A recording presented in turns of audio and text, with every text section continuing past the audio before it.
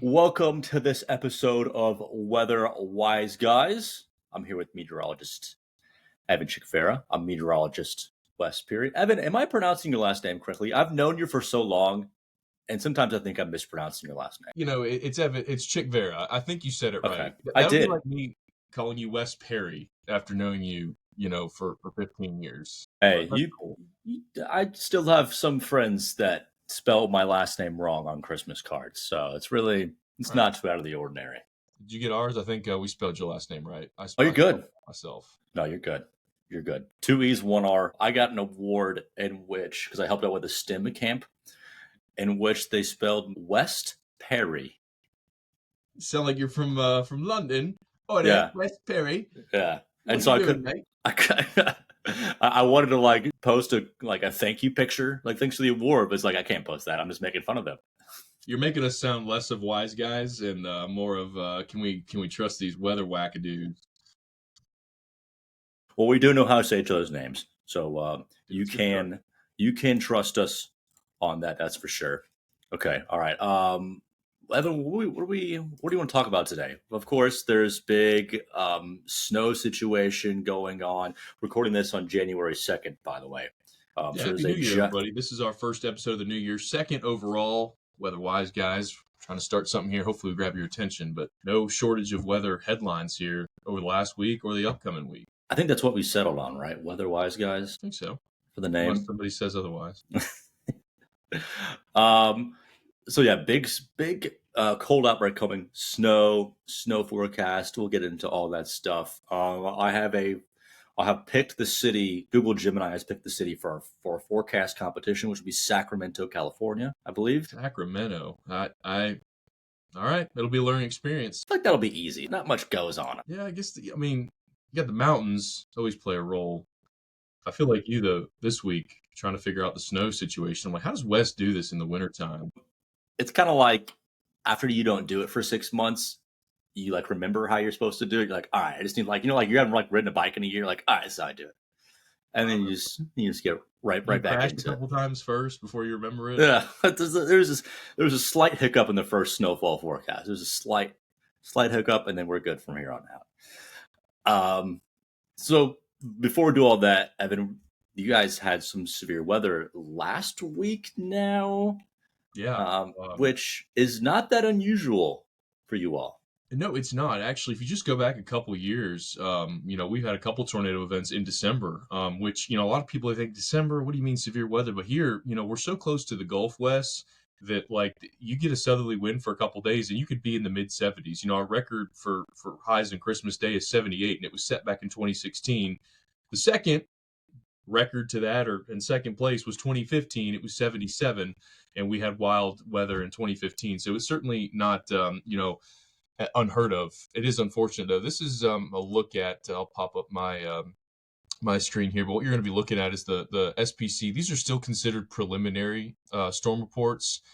And Wes, I'm sure every forecasting office does it different, but here in Birmingham, they usually wait until pretty much all of the tracks and surveys are done before they put out the official storm report. So I just grabbed a KML file. Mm. And what you're seeing here is a look, and I just have this pan back to Texas. And this is from the morning of December 28th all the way through basically that Saturday night and up until 6Z is, I believe, what it goes to, which is very early on Sunday morning. But for all intents and purposes, this was the Saturday outbreak here. And you see the handful of tornadoes that were across southwestern Mississippi. There was a lot of instability there. Here we had a pretty sizable wind event with a line here, but we were certainly helped by the fact that it actually rained during the day. People reaching out, they said, "Hey, is it going to rain during the day? Limit the severe threat." And if you have rain preceding a potential severe weather event, a lot of times that will do wonders for limiting instability. So where you see all those tornado reports back in Mississippi, and I actually have the numbers here. On that day, Wes, there was 308 wind reports. So that's wind damage, estimated winds 58 plus. That's a pretty active day. And this was a day that was described as by the SPC, I believe, as moderate from Jackson to Meridian, and we even had three of our western counties in that moderate range. In fact, the one county that had a tornado report in the western half of the state was in that moderate risk. So I think it verified to some extent. I think the tornadoes were limited in Alabama based off of the fact that we had rain during the day. And as you know, Wes, if you get rain coming ahead of any severe event, if you don't have that sun coming out, you lose that support. We call it thermodynamic support. It's basically the match that gets things going. Yeah, you can, if it can rain early in the day and then the sun comes out, that's actually terrible.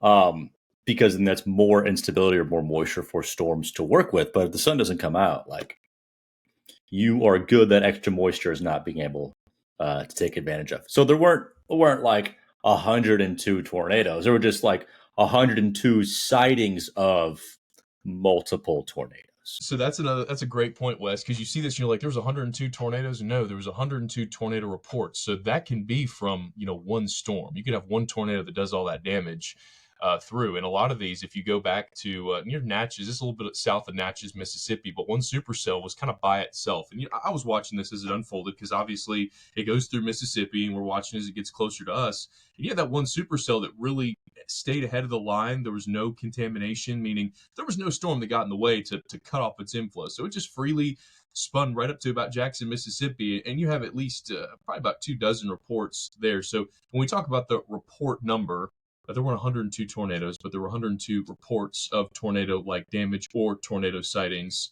as they go through. And each National Weather Service office, they'll break this down. Really, the point of this day was to show that severe weather season in the Southeast runs from November to May. Now, where Wes is in Kansas City, it's a different severe weather season. You're a higher latitude. You have a different sort of severe weather season. We're usually done with severe weather once we get into May. Not completely, whereas you're ramping up. So it's not the same everywhere. It's certainly different. We'll go like March to June is when like we'll get most of our stuff, and then sometimes October, November might get a little bit interesting at times. We almost, for the first time since 1924, I think we almost did not record rain in October. It was one of the driest. That's so weird. So we don't. That's why we don't classify October as a severe weather season for us, because it's our driest. I think we average about 3.5 inches of rain, maybe 3.8 inches of rain, something in there. Yeah, we don't get the severe weather usually in October, but December, Christmas time, we had it. That's a look at the loop. I just, as a weather nerd, Wes, this is like looking at a lava lamp, but the atmosphere. You can see you can get a grasp of how the systems worked. You can see that Pacific jet, subtropical jet, kind of just that feed into the West Coast, and then the little mid-latitude cyclones that spin up in the middle of the country and were responsible for our severe weather. So I just like looking back at that. I think it's very aesthetically pleasing. I do too, and I know like we used to be given these in school and be like, all right, identify all the different systems here just by looking at this loop. And so it's nice to just like, pick out all the elements of a mid-latitude cyclone. And a mid-latitude cyclone is just like warm front, cold front, low pressure system. Bam. Yeah. That's all. That was hard at one point. I think we figured it out. We've come a long way, right? Oh, thank God! Over the last 10 years of doing our job professionally, we've been able to figure it out, thankfully. So speaking of mid-latitude cyclone, we got ourselves a little bit of a mid-latitude cyclone coming through this afternoon here across the middle part of the country. A little bit of a cold front here in Kansas City. We've had some flurries, drizzle, some clouds. Not a whole lot there. Evan, what's it been like in Birmingham? Beautiful. The winds finally calmed down. As you can see, the front that went through is further east, so we don't have that the gradient winds that are with the front. It's actually really calm today, and it's about 44. So I wouldn't say it's great. It's pretty chilly for us, but okay, 47. That wrapped up the show, but close enough. It's not windy anymore. So I would take a straight up 47 versus 50 degrees, but like a really chilly northwest wind, because that's usually when our feels like, or that has that bitter feel to it. So not too bad. We should, be thankful for the sunshine, but another batch of storms over the weekend. What about you? Be thankful because dude, we went like a week, without seeing the sun, which is very typical for this time of year. This is for the grayest time of year. This is very, very typical, but it's like 40. 4 degrees here.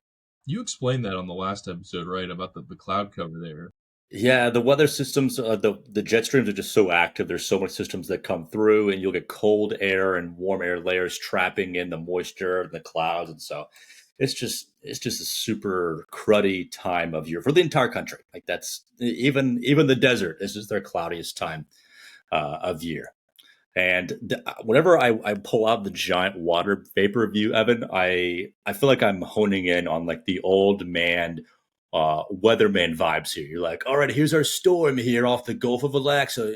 Gulf of Alaska. You can see it spinning around there. I don't know. I don't know if James does that or not. He does. He looks at the water vapor almost daily. Now, whether he shows it on the air or not, but the water vapor imagery for us can be so telling. It tells us exact. I mean, you can point out the features day or night because it's not determined on visible, and it lets you kind of see streamlines. And just like you were talking about the clouds, I mean, you can just see that moisture feed coming out of the Rockies and right into the middle of the country along that front. So Yeah, again, a with little the moisture cloud, right there. Bunch of moisture off the Pacific Northwest. There's one area of low pressure. Like there's like 2 areas of low pressure over here. Let me see if this model picks up on it. A little bit. There's one bigger area of low pressure. But this the kind of turns our attention now to this gigantic area of cold weather that's going to swing through. That one dip came through. That's just one big storm. It's going to bring a lot of snow across the central United States, and just that one big dip right here Friday just helps to reinforce the really cold conditions that we'll be seeing.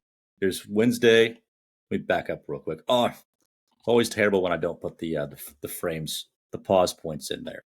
So we're looking at a temperature anomaly. Evan, what's an anomaly? that's basically a how far are we away from normal. So if your climo for us today is 55 and 35, how far away, cold or warm, are we from there? And I guess here it'd be the blues would be colder, yellows, reds would be above.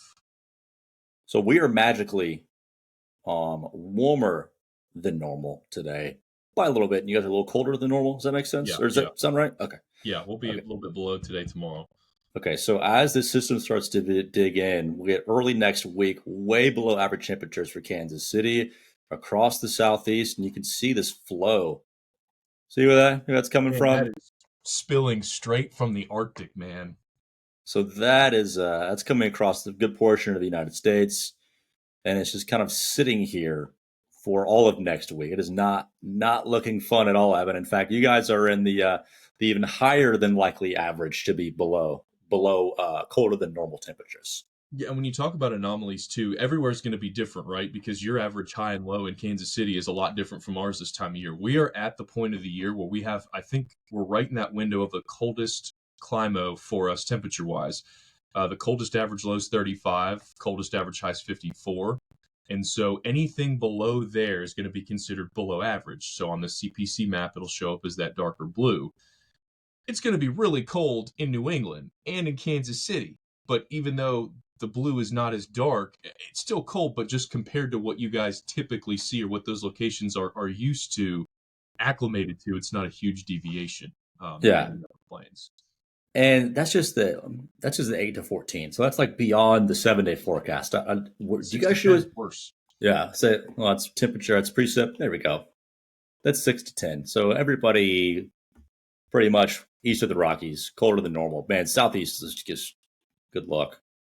Yeah, and the fact, I don't know, Wes, if you have a graphic for it or not, but the biggest question I've had on social media, and I'm sure the people who watch this might wonder, we have a lot of terms in weather that can sometimes sound scarier than they are. A polar vortex, there it is. What the heck is the polar vortex? Tell the people. All right. Well, I think I had this lined up for a certain. Okay, so if you look at the cold weather outlook, right? See how there's this dip on the East Coast, and in the 6 to 10 day, it was even more pronounced there on the East Coast. I'll pull it up real quick. Oh, there's 6 to 10 day. Okay, so big cold air on the East Coast, and then when you look at the disrupted or the weaker polar vortex, that coincides really well with that dip in the blue that we were seeing for colder than average temperatures. But the polar vortex is essentially a big spinning cold area across the North Pole. When it's stable or strong, it stays up there. When it gets disrupted or it's weaker, it starts to dip down like what we're seeing right now, Evan. Yeah, and the thing that people hear polar vortex, and the question they get is like, is there really, really bad weather that can come with it? And there certainly is. In some instances, like you showed there on one of the future products, is you can have blizzard-like weather, but polar vortex is a fancy term for it is a swirling area of cold air. It always exists at the poles, both the North and South Pole. Obviously, in the wintertime, it's more pronounced because it's colder, so the cold air has more of an influence. But when that polar vortex or that extends down into our part of the country, it's just a change in the pattern that's allowing that cold air to spill well into the South, and well into New England. And if you get the right setup, we've been talking about it here in Alabama all week, you can have the cold, you can have the moisture, but unless you line them up, you can't get the winter weather. We can't get the snow. And that's something down here in the South that we struggle with, is getting that Arctic air like what we're going to see, but also getting a system to come through timely that can give us that snow. Well, let's just see how cold it's going to be down there because it's going to be cold here, like no matter what. But you guys are a little more sensitive to the cold here. We are. We're Um, very sensitive. Us Southerners, we don't take well to the cold. I should have put a day on here. Let me put a little day time on here real quick. Yeah, I would like to say we did a poll on this here, and when you have your first digit is a 4, so anything in the 40s, that is a cold day for a high. And once you get below 30s for a low, that's really cold. And we've had, I want to say, already had about 15 days we verified in the 20s here at the greater Birmingham area. So it's actually been, we've had our stretches of cold weather here since December. November was very warm, but I don't think people, even with the cold air, are completely geared up for what is to come next week. All right, So so really starts to come in like Sunday morning. Okay, so there's no, we'll back up to Saturday. So Saturday afternoon, below freezing here. Okay, so fours are cold for you all. Is that what we when you're deduced? talking high temperature, sunny day, 48, I think that's chilly, All right, almost chilly. so it's chilly Saturday. Okay. Sunday, there you go. Look at this. You got a little bit of a That, warm that, front. that's not good though. That puts us in the warm sector, and I don't want to deal with severe weather again on a Is weekend. that? I had to come up here. I spent the night here. I don't Oh need that. God. Hey, I may be doing that Saturday night at work, and then oh my God, here comes Monday morning, like 5. It may be colder than that. It may be like 5 in Kansas City. Um, You're gonna have we're, wind with that. that's the tough thing. Yeah, let's just jump to the wind chill, because that's what people really are kind of focused on, is just like what the wind makes it feel like, because no one cares what the actual temperature is. And people, we try to correct people and say, well, the temperature was so and so. It's like, no, that's what the wind chill was. It wasn't the actual temperature. Get it Yeah, right. when it comes to those days, I like to show the wind chill or the heat index in the summer. We have that a lot because who cares what a thermometer 2 meters up in the shade is going to measure? Which, by the way, for you at home, if you want to measure your temperature in your backyard, 2 meters off the ground in the shade. Yeah, get it If you put right. yeah, if you put a Get it thermometer, scientifically right. did that sound angry? Do it right. If you want to be a co-op observer, do it right. You want to be a sky watcher. All right, so here you go. Sunday afternoon. It is 55 in Birmingham and 0 in Kansas City. Oh boy, And that these are let me get this bad boy out. Like this is that is. below 0 for sure. I don't see those color palettes almost You ever. don't you don't see No, that is a. Oh yeah, negative 22. nope. Whole lot of nope. All right, so then we'll go, and it hasn't even started to get it's worse yet here in Kansas City. Tuesday morning, it's like negative 10 for the wind chill. Memphis, oh sorry, I'm back at Birmingham. 3 o'clock 35 for the wind chill on Tuesday afternoon. Wednesday morning, Birmingham feels like about 20. Okay, you're painting this and it looks like we're gonna be balmy. I mean, -12. Good lord, I guess I can't complain. Negative 15. These is freeze your pants type of weather here What do you locally. do, Wes? What do you do to walk outside as someone who's not ever the coldest temperatures I've ever felt? It was 4 degrees in Kennesaw, Georgia. Pretty What does cold. it feel like when you go outside at -15? Um, like it's not. Is it definitely cold? Yes, but you have to put on like hat, gloves, like everything. Like you can expose your face, but if you're outside with an exposed face for like 15 minutes, like it starts to hurt. a little bit, and it's not like too bad. It's not like you're like sitting there writhing in pain. You're like, all right, this is like now uncomfortable, because you're at like that frostbite in 30 minutes kind of a situation. So Gee. it's not terrible, no, but it's very very uncomfortable. Something I want to point out here is you see this big blob of turquoise. Yeah. That's where the model thinks there's snow on the ground, and so it makes that area even colder. And you can see like the mountains have that, the Dakotas. That's where the model thinks there's snow, and so it'll be even colder over there. As we get into Thursday, we'll try to get in the positives for wind chills. Birmingham, what are you doing down there? You had 30 below freezing. That's a big deal. They are softballing it in there. It's a big deal. Yeah, we believe it or not, down here west, we have a lot of people who don't have central heating. It's more prominent in southeast Alabama and the Wiregrass, but here in central Alabama, there are folks who do not have central heating because this will mean not much to the common person, but we do look at heating degree and cooling degree days. It's a measure of days where the temperature is so high that you need to turn on cooler air, or is so cold that you need to turn the heat on, and they can figure that out for a specific city. And we don't have a ton of heating degree days. Mm-hmm. So that's what our biggest concern is you have people sometimes, of lesser income or more impoverished areas that don't have heating, and trying to figure out where they can go. We have a lot of warming stations that open when it gets below 32. So that's a really big thing for down here. Outside of us just randomly complaining about the cold, that is probably the biggest impact. So, Uh, um, Speaking of that, I think most people remember what happened in Dallas a few years ago, all the power problems. Really, we'll be interested to see what happens in Dallas, Memphis. There's the whole power pool, like right or like here. Roughly that works off the same, yeah, power pool. And so if it starts to get strained in some of these really large metros, um, may have to take some, which I don't know if it'll be noticeable for us, but like they may have to start implementing some power energy saving measures. that's so interesting you bring that up. I did not realize that was all like one power grid. Was there ice involved when that happened a couple years ago, or was it just? Yeah, there was ice, snow, and I think it was like days of sub freezing icy temperatures in Texas that would cause that to really be a big problem. Yeah, that's a great point. I didn't even think about that. So definitely something to watch. Well, speaking of, let's see what happens here. What run of the year are we working with? This is the 12Z. Oh, is it in? Cool. 12Z's Okay. done. See, I don't get to work with that in the morning. The 12Z's never done, and the 6Z only goes out a couple days. So Get the zero. You're a zero Z guy. I'm a 0Z guy, 0Z All all the right. way, and I'll peek at the 6Z GFS All when it comes through. right. So here comes that area of high pressure over Birmingham. Hey, that's good. That's good. That keeps your weather quiet. Yep, but Saturday. people want snow.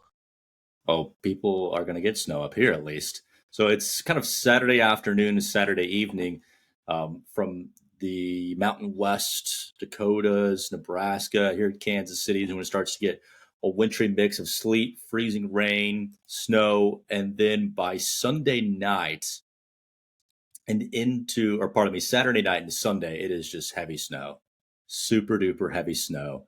Um, some icy conditions in southern Missouri, into the mid South, and then Birmingham. Here comes your rain on Sunday afternoon. Well, what's the time look like for you guys? I've got the timing, a round of showers in the morning, and then so the warm front is going to pull in, I think, some warmer temperatures in the afternoon, and then we're going to get that the frontal boundary itself, I think, overnight. So that's why I was saying I need that to not happen, because I spent last Saturday night here, and I don't need to spend Sunday night / Monday here. So, but yeah, we're looking at rain in that same time frame, that overnight, Sunday night into Monday morning. Yeah, there it is. That that looks like a QLCS, buddy. I mean, I don't know if it's a severe QLCS, but that looks like something.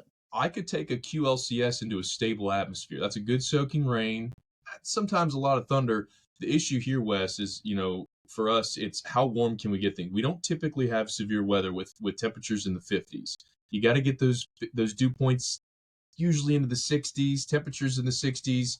So that's the big question at this point. I've got it as very marginally severe, mainly a rain. But if we do get a QLCS, as you know, you get enough momentum with that, you can have a wind wind event. So Damage, lovely, lovely. Well, a lot of trees down there to destroy.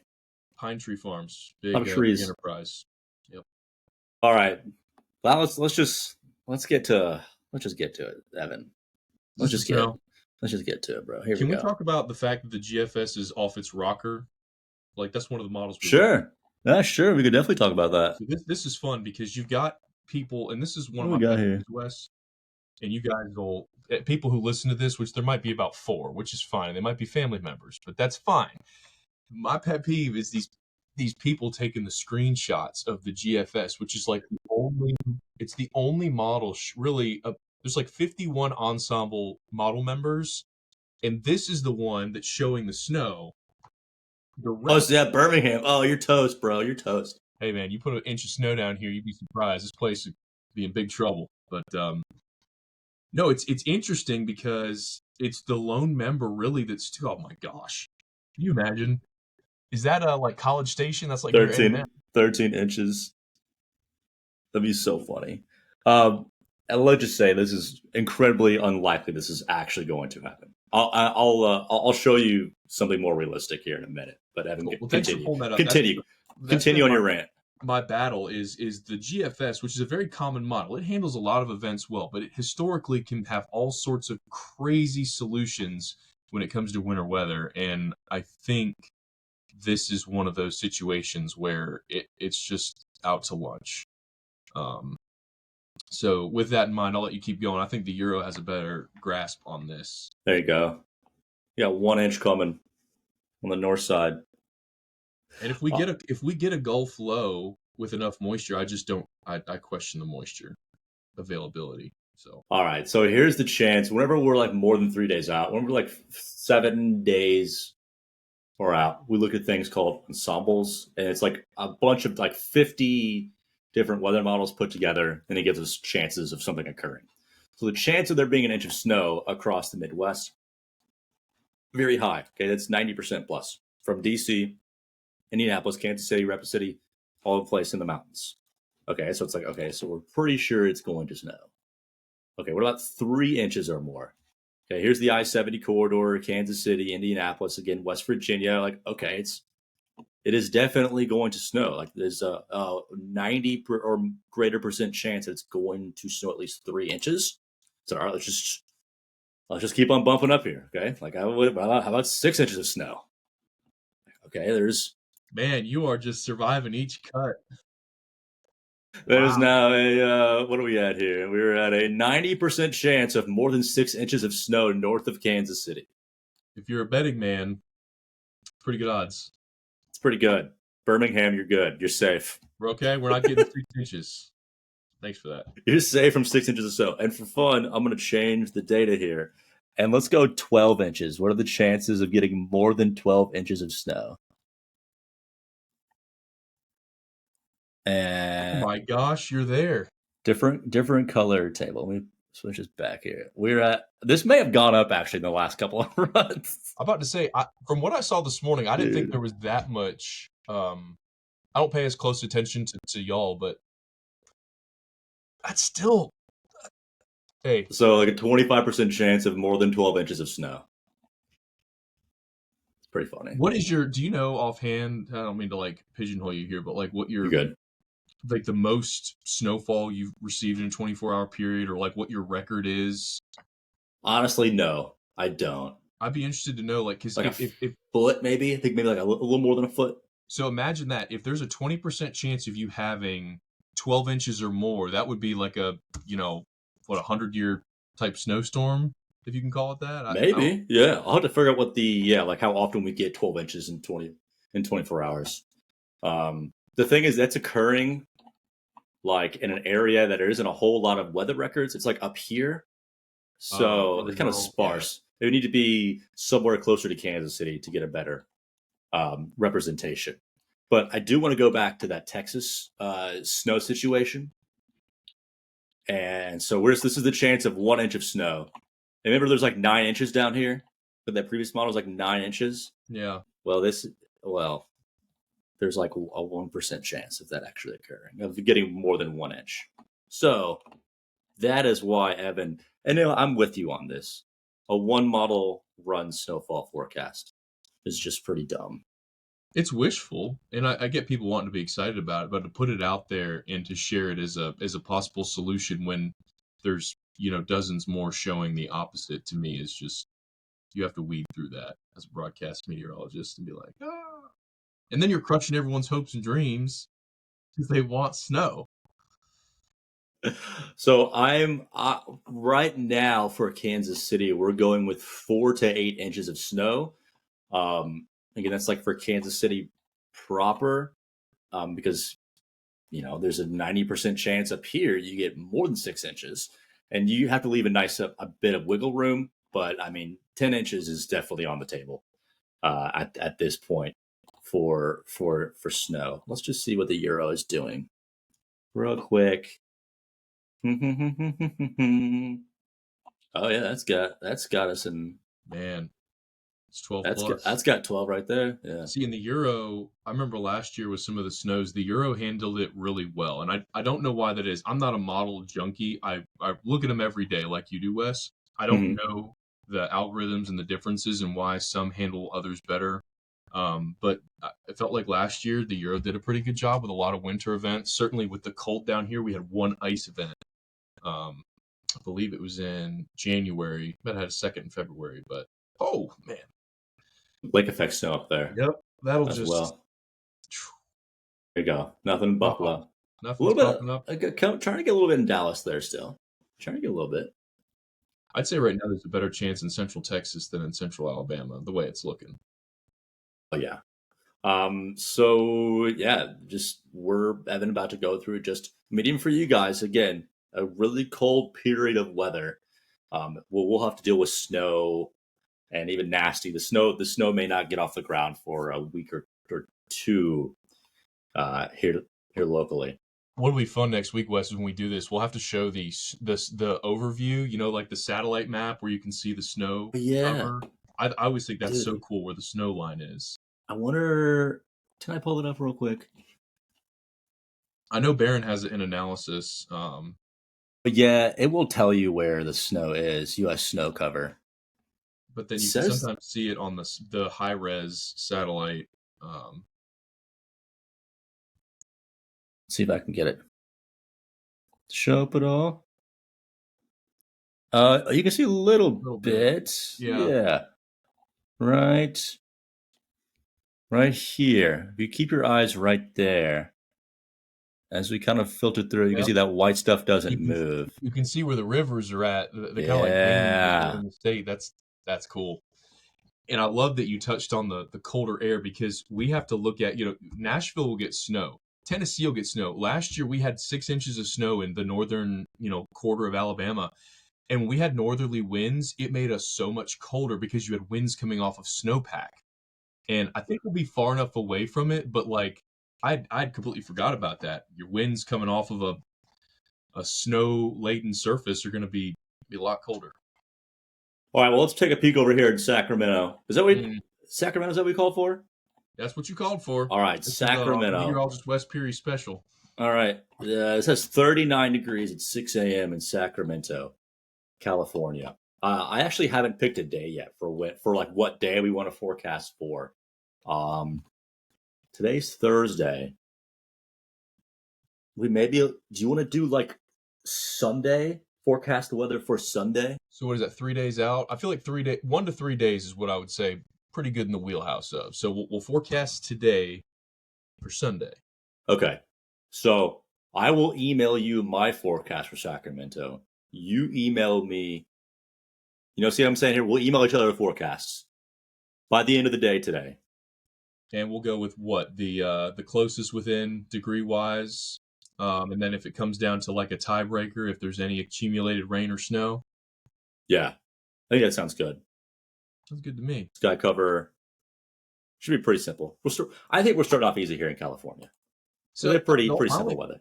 The only hesitation with California is just never really studying the West Coast is the impact of the mountains. Like I understand the mountains down here, and then you're right next to a cold body of water. Well, what am I used to forecasting next to is a warm body of water. We've got the Gulf down here. You know, it just goes to show that your meteorologists, wherever they are in the country, they probably have their specialties, things that they're more familiar with locally. Oh Um, yeah. so that'll be All right. interesting. KSMF is what we're forecasting for. That's the year. KSMF. Okay. KSMF for Sunday. I'll figure it out. And you know, I'm in the middle of the country, so I have no idea either. It's different everywhere. Maybe I'll use Moss. Do you have any final thoughts, errors, and omissions? No, I appreciate your brother for Yeah, telling me that correction. I was right. A correction to my correction. Yeah, so you said Miami was the wettest, you thought, and then you went digging down some list and were like, wait a minute. Then I showed this to my brother, and he was like, no, you know, Wes is right. So we can get rid of that error. Is that Carson? That's Carson, yeah. Thanks, Carson. So he's very Thanks for looking out smart. for me. He's an engineer, so he took thermodynamics to a whole different level in his profession. But so next week we'll have to talk about basically what ended up happening. So to recap, like really quick, you know, we're calling for snow, big area of snow, Kansas City over to, you know, potentially Kentucky if this holds together, Lexington, maybe the Ohio Valley. I'm not very optimistic on the snow here. Certainly not through the first half of next week. It's going to be cold everywhere, right? I mean, do we have any highlights outside of that? Maybe Yeah. some snow in Texas. The snow in Let Texas us know thing there, will fellas. be. It will be. Yeah, we'll definitely touch on that to see what happens because that will be showing up or not showing up by the time we reconvene on Monday. Remember it, people here who watch, call us out on it. You know, right or wrong. That's what we do. We figure out what we got right, what we got wrong. We're the wise guys, so we shouldn't get it wrong. Wise weather guys will be back next week, episode 3, right? That's right. Yes, sir. All right. We'll see y'all then.